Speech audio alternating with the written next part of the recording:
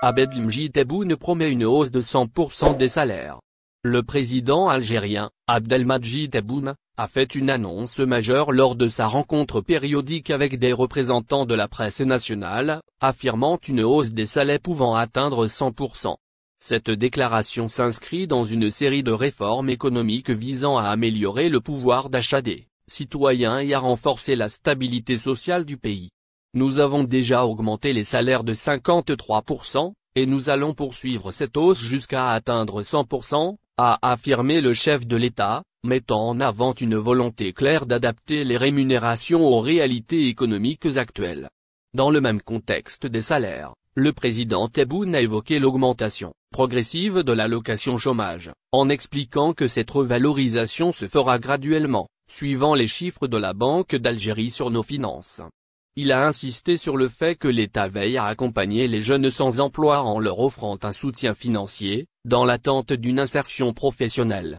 L'allocation chômage continuera d'évoluer en fonction des capacités financières du pays, a-t-il précisé, soulignant que cette mesure vise à réduire le taux de chômage et à favoriser l'accès à l'emploi.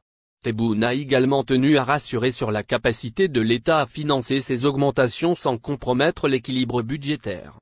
Il a rappelé que la gestion rigoureuse des finances publiques était essentielle pour garantir la durabilité de ces réformes. Toutes ces hausses seront appliquées en fonction des capacités de l'État, afin d'éviter toute pression sur l'économie nationale, a-t-il expliqué, insistant sur la nécessité de concilier amélioration du niveau de vie et stabilité macroéconomique. Outre les salaires, Tebboune apporte des précisions sur les pièces détachées. Le président de la République, Abdelmadjid Tebboune, a apporté des éclaircissements sur la problématique des pièces détachées automobiles en Algérie, un sujet qui préoccupe de nombreux citoyens et professionnels du secteur. Lors de sa rencontre périodique avec les représentants de la presse nationale, il a affirmé que l'importation des pièces détachées serait bel et bien autorisée, mais dans des proportions limitées. Cette décision vise à répondre aux besoins du marché tout en évitant un recours excessif aux importations, qui pèsent lourdement sur les finances publiques et les réserves de change du pays.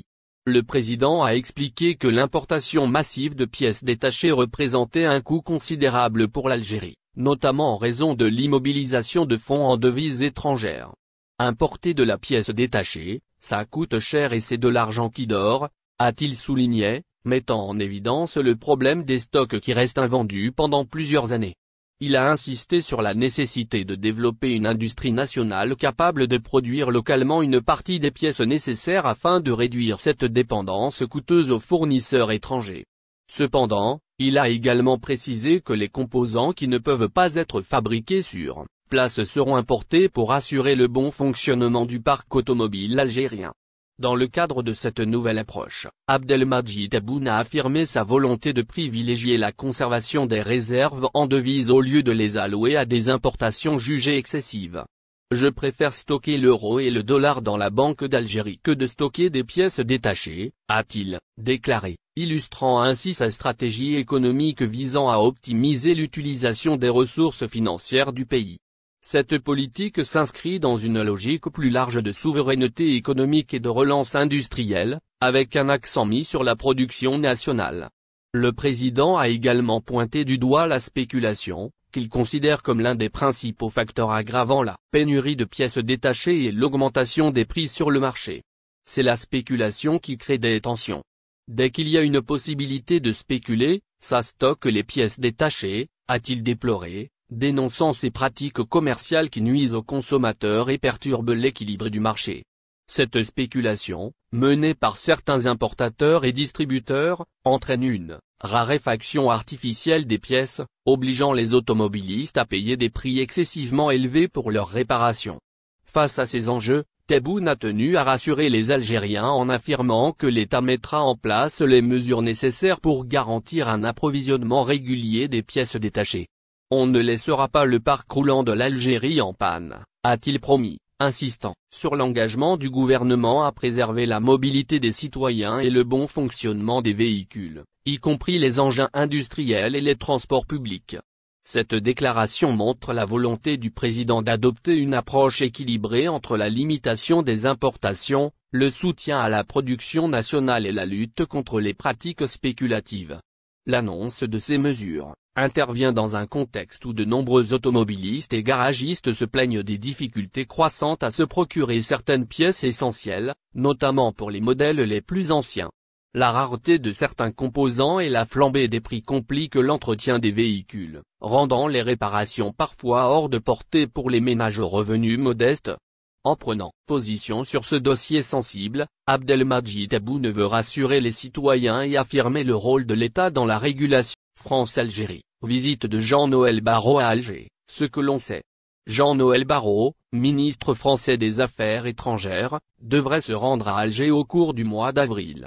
Cette visite, si elle se confirme, s'inscrit dans un contexte diplomatique complexe où les relations entre la France et l'Algérie oscillent entre tensions et tentatives d'apaisement. Une émissaire de l'Élysée se serait déjà rendue discrètement à Alger au cours de cette dernière semaine de mars, laissant entrevoir une volonté française de renouer le dialogue.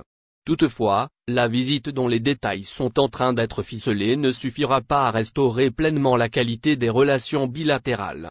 Jean-Noël Barrot ne dispose pas de l'autorité nécessaire pour résoudre à lui seul les différends persistants entre Paris et Alger.